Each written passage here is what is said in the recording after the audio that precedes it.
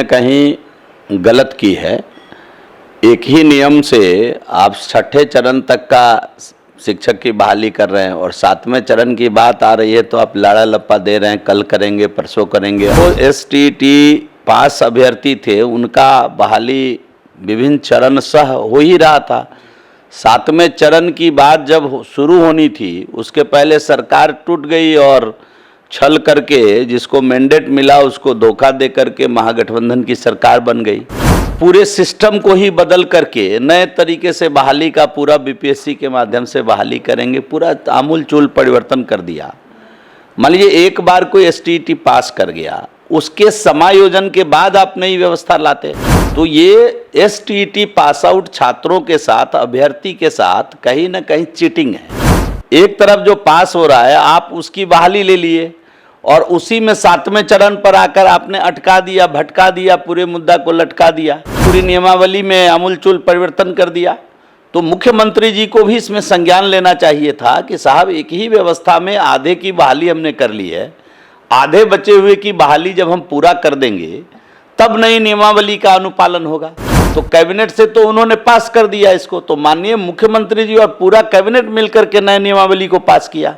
तो ये पूरी सरकार इस समय कटघरे में खड़ी है। इन्होंने STT पास आउट छात्रों के साथ चीटिंग किया है, धोखा दिया है उनको, इसमें कोई दो राय नहीं। शिक्षा मंत्री हैं, अभी वो पावर में हैं, वो जो करना है करें ये, लेकिन एक बात का जरूर ध्यान रखें कि एक ही परीक्षा से पास आधे छात्रों को उन्होंने सीधा नियुक्ति दे दिया और आधे छात्रों को कह रहे हैं कि तुम BPSC से परीक्षा दो, फिर इंटरव्यू दो, फिर हम गोलमाल करके तब बहाल करेंगे। तो ये इस पर आपत्ति भारतीय जनता पार्टी को है, पहले दिन से हम लोग इसका विरोध कर रहे हैं। नमस्कार, NBC 24 देख रहे हैं आप, मैं हूं आपके साथ अभिषेक। देखिए, नीतीश सरकार लगातार यह दावा करती है कि हम युवाओं को रोजगार देंगे, युवाओं के हित में काम कर रहे हैं, लेकिन सबसे बड़ा यह सवाल है कि शिक्षक अभ्यर्थियों को लेकर सरकार क्या काम कर रही है। लगातार शिक्षक अभ्यर्थी नई नियमावली का विरोध कर रहे हैं और इसको देखते हुए अभ्यर्थी हाईकोर्ट के दरवाजे खटखटा रहे हैं, सुप्रीम कोर्ट के दरवाजे खटखटा रहे हैं, तो वही नई नियमावली वापस लेने की मांग कर रहे हैं या फिर नियोजित शिक्षक भी लगातार यही मांग कर रहे हैं। तमाम मुद्दों पर चर्चा करेंगे शिक्षक बहाली को लेकर। हमारे साथ बात करने के लिए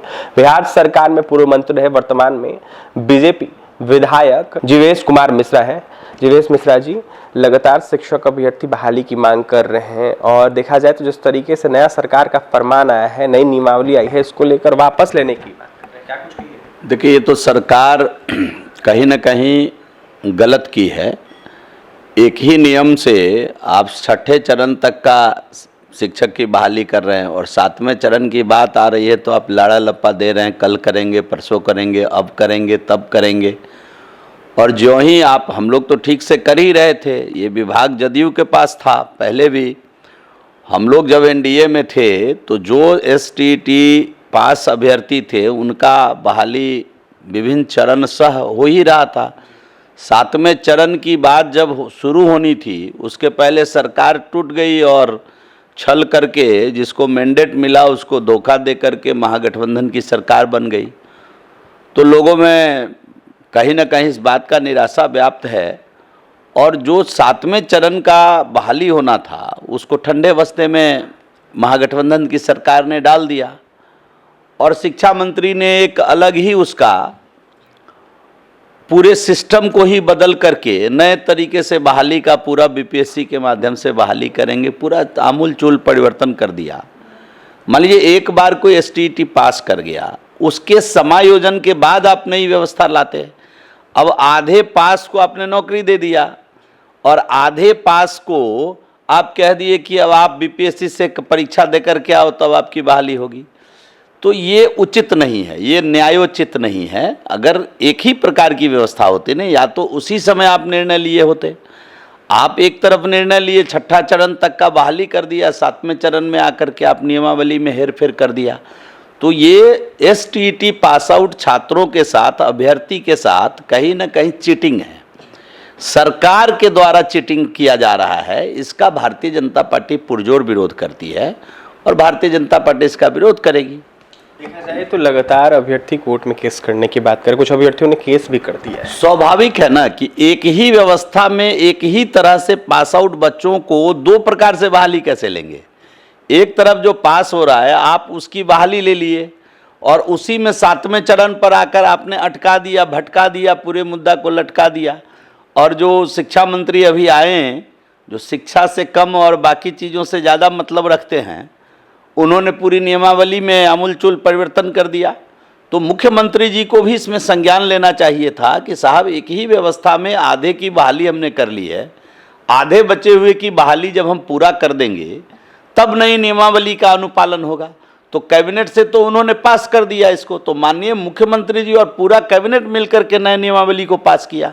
तो ये पूरी सरकार इस समय कटघरे में खड़ी है। इन्होंने एसटीईटी पास आउट छात्रों के साथ चीटिंग किया है, धोखा दिया है उनको, इसमें कोई दो राय नहीं। शिक्षा मंत्री सर कह रहे हैं कि जिस तरीके से नई नियमावली आई है, बीपीएससी से परीक्षा ली जाएगी, उसके बाद इंटरव्यू लिया जाएगा, उसके बाद इस पे कोई उनको जो करना है करे। हम लोगों की आपत्ति ये है, वो शिक्षा मंत्री हैं, अभी वो पावर में हैं, वो जो करना है करें ये, लेकिन एक बात का जरूर ध्यान रखें कि एक ही परीक्षा से पास आधे छात्रों को उन्होंने सीधा नियुक्ति दे दिया और आधे छात्रों को कह रहे हैं कि तुम बीपीएससी से परीक्षा दो, फिर इंटरव्यू दो, फिर हम गोलमाल करके तब बहाल करेंगे। तो ये इस पर आपत्ति भारतीय जनता पार्टी को है। पहले दिन से हम लोग इसका विरोध कर रहे हैं। नियोजित शिक्षकों को चेतावनी दी गई है, शिक्षा विभाग की तरफ से लेटर जारी किया गया, कहा यह गया है कि अगर आप आंदोलन करते हैं तो आप पे कार्रवाई की जाएगी। अब ये भी अनुचित है।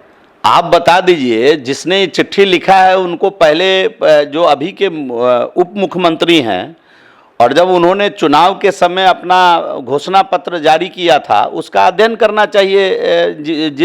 जिस महानुभाव ने इस प्रकार का पत्र लिखा है, जो नियोजित शिक्षक है उनको किसने आश्वासन दिया था?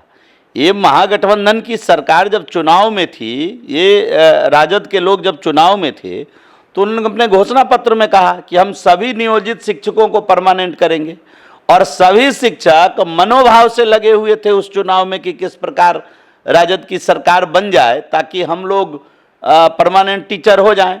और हम लोग तो जान रहे थे कि ये ठग रहे हैं, इनको ठगने की आदत है। इनके पिता के समय से बिहार की जनता को इन्होंने ठगने का काम किया। लालू जी थे तब भी ठगने का काम किया, राबड़ी जी थी उस समय भी यही हाल है, और तेजस्वी जी के समय भी यही हाल है। तो हम लोगों को तो मालूम था ये घोषणा पत्र नहीं, ये ठगना पत्र है। लेकिन अब ठगना पत्र कोई जारी किए और उस झांसे में बिहार के शिक्षक आ गए, तो कहीं ना कहीं उनको भी इस पर विचार करना पड़ेगा। और जो इन्होंने घोषणा पत्र में कहा है, अपने घोषणा पत्र में कहा है नियोजित शिक्षक को हम परमानेंट करेंगे, अस्थाई शिक्षक बनाएंगे, तो अस्थाई शिक्षक बनाए ना, रोका कौन है? आज चिट्ठी क्यों दे रहे हैं धमकी का कि अगर आप पर कार्रवाई की जाएगी? क्यों इस प्रकार का चिट्ठी दे रहे हैं? तो अराजक स्थिति सरकार की बनी हुई है। सरकार के अधिकारी और सरकार के मंत्री में कोई तालमेल नहीं है, सरकार के उप मुख्यमंत्री मुख्यमंत्री में कोई तालमेल नहीं है। अंदर से बाहर से वो जो भी दिखाते हों, किसी विभाग में परस्पर समन्वय नहीं है और सरकार चल रही है। आश्चर्य हो रहा है। क्या लगता है सर, छटैया का खेल शुरू हो गया है बिहार में? अब ये कहाँ से नौकरी देंगे भाई? ये जो नौकरी दे रहे हैं, अब आप बताइए 2000, 1000, 4000। अब आईटीआई में मैं श्रम संसाधन मंत्री था, पिछले साल मार्च में जो हमने तकनीकी आयोग को बहाली के लिए भेजा 2258 इंस्पेक्टर का, परसों तरसों तकनीकी आयोग ने उसकी बहाली निकाली है। अब ये कहेंगे कि तो हम किए हैं। फाइल उठा करके देख लीजिए कि उस पर कैबिनेट किसने किया है, उसका अनुमोदन किसने दिया है, बहाली के लिए आयोग को फाइल किसने भेजा है। ये सारा चीज़ तो फाइल के अंदर है ना, वो तो दिखेगी ना। तो ये तो क्या है कि काम किसी का नाम किसी के चक्कर में पड़े हुए हैं। ये जो पहला वादा किए थे कि हम पहली कलम से 10 लाख सरकारी नौकरी देंगे, वो सरकारी नौकरी तरकारी बेचने गया क्या? क्या हो गया इनको? देते ना, अब तो सरकार में है, पावरफुल हैं। 43 वाले को 80 से हैंडल कर रहे हैं, तो 40 को जब 80 से हैंडल कर रहे हैं तब भी कमजोर पड़े हुए हैं, अपने घोषणा पत्र को लागू नहीं कर पा रहे हैं। और जो मंत्री अपने घोषणा पत्र को लागू करने की बात किया सुधाकर सिंह जी, उनको कैबिनेट से ही बाहर कर दिए। तो किसकी ताकत, कहाँ की ताकत, किस प्रकार की सरकार? सरकार ही केवल चलाएंगे या अपने किए गए वादे का पालन भी करेंगे? इस नैतिकता पर तो विचार राजद के लोगों को करना पड़ेगा। नई नियमावली वापस होनी चाहिए, निश्चित नियमावली वापस होना चाहिए, इसमें कोई किंतु परंतु नहीं। जब तक कि आप एसटीईटी पास छात्रों को आप बहाल नहीं कर लेते हैं, 7वें चरण में हो, 8वें चरण में, जितने चरण से हो, उनकी बहाली एसटीईटी पास आउट छात्रों की जब तक आप पूरा नहीं कर देते हैं, तब तक नए नियमावली का कोई औचित्य नहीं है। नया नियमावली उन छात्रों के साथ, उनके भविष्य के साथ धोखा है। देखिए, तो जीवेश कुमार मिश्रा थे, बिहार सरकार में पूर्व मंत्री रहे हैं। जीवेश कुमार मिश्रा का यह साफ कहना है कि जिस तरीके से नई नियमावली आई है, वो पहले अभ्यर्थियों की बहाली की जाए, उसके बाद वो नियमावली ले जाए। देखा जाए तो अभ्यर्थियों के हित में ये नियमावली नहीं है। लगातार अभ्यर्थी परेशान चल रहे। जिस तरीके से सरकार यह कह रही थी कि हम रोजगार देंगे, उसके तर्ज पर सरकार रोजगार नहीं दे रही है। लालू प्रसाद यादव ने भी बिहार वासियों को ठगने का काम किया, राबड़ी देवी ने भी ठगने का काम किया, और तेजस्वी यादव जिस तरीके से उप मुख्यमंत्री हैं, वो भी ठगने का काम कर रहे हैं। क्या कुछ कहते जीवेश मिश्रा आपने सुना है। और तमाम खबरों के लिए NBC 24 के साथ बने रहे पटना से सहयोगी अमित के साथ अभिषेक की रिपोर्ट।